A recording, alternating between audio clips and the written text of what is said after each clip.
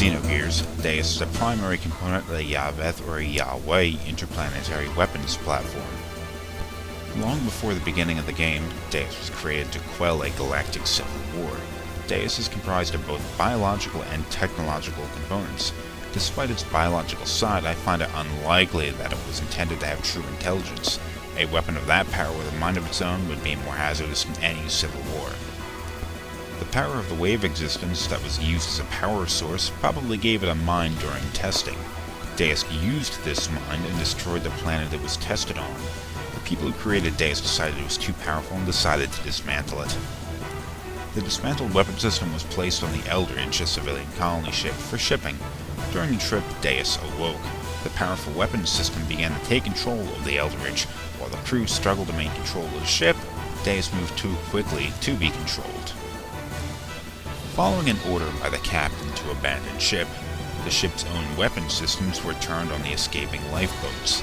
With the crew dying and Deus plotting an attack on Earth, the captain activated the self-destruct sequence. The result was an extraordinary explosion that destroyed most of the ship as well as blasting Deus to pieces. Knowing it was not going to survive both the explosion of the ship as well as the impact on the planet below, Deus hatched a plan.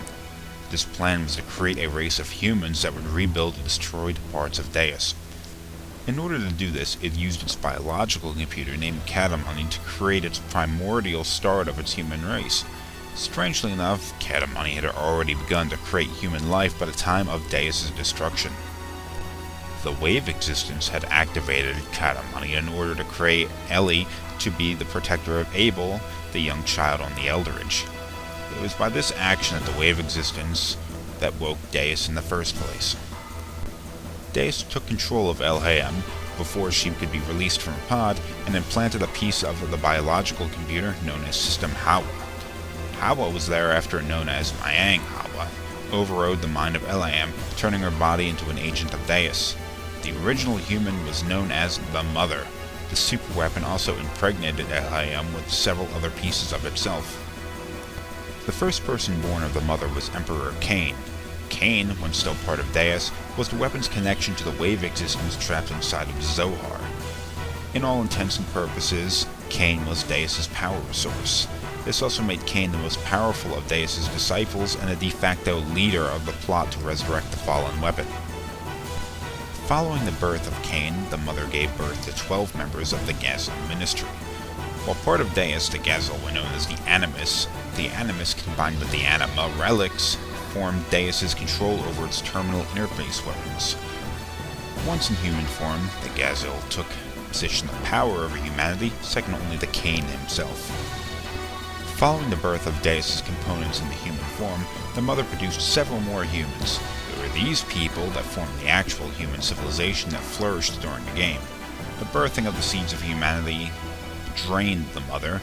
She returned to the pod where she was born in, where she died. Despite the death of the Mother, neither Mayang nor El-Hayam died. Their association with Deus and their genetic code being inside of the human populace ensured that they would be reborn over and over again so long as these humans existed.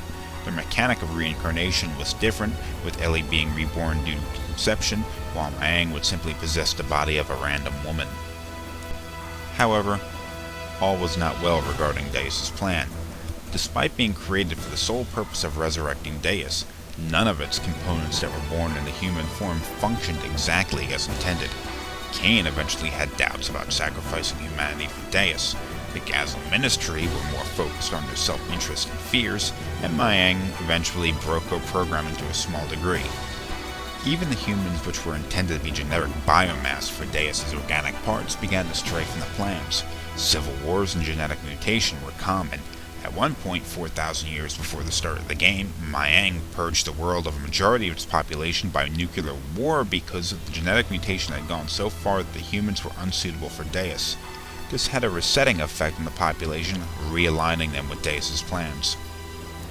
In order for Deus to be fully reborn, it would have to merge with all of its parts, or suitable replacements if available. With Cain dead, Deus merged with Graf as a replacement. With the Gazel ministry dead, Deus merged with the near genetic duplicates in the population. The majority of the remainder of the population were absorbed as generic biomass. The remaining loyal supporters of Deus, under the command of Krillian, constructed a mock-up of Merkava, Deus' transport vehicle, since the original was destroyed in the wreck of the Eldritch.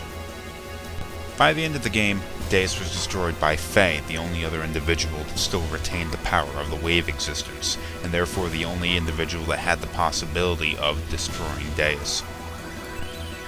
While the game Xenogears does not clearly express the power of Deus, it can be assumed that its potential power is beyond compare. During testing, it destroyed an entire planet. Following Krillian's use of nanomachines on Deus, it was improved further. With the Wave Existence locked away in its power source, Deus possessed the power of a god. Only another being with that power stood a chance of stopping it. Deus itself is described as being a god during the game. In fact, the name Deus is taken from the Latin word for god. This is a somewhat fitting name since Deus was the creator of the majority of humans on the planet. Furthermore, it possessed the power of the Wave Existence, the true god in the game. Deus is a behind-the-scenes enemy. During the game, it says nothing, makes no threats, and is only seen at a few points during the game. Its aggression is carried out entirely by its minions. This makes Deus a rather impersonal antagonist. From a literary sense, this is the making of a poorer enemy. However, this is only if you see Deus as the game's primary antagonist. If you assign that role to Krillian, then everything changes. Krillian is the mastermind of many of the game's events and decided to resurrect Deus not by some pre-programmed destiny, but by his own accord. If you see Krillian as the main antagonist and Deus as his means to an end, Deus self becomes a much more effective enemy. And I hope you have enjoyed this plot analysis of the game Xenogears. In the future I hope to put out a few more of these, so stay tuned for those and maybe we'll have some fun with it.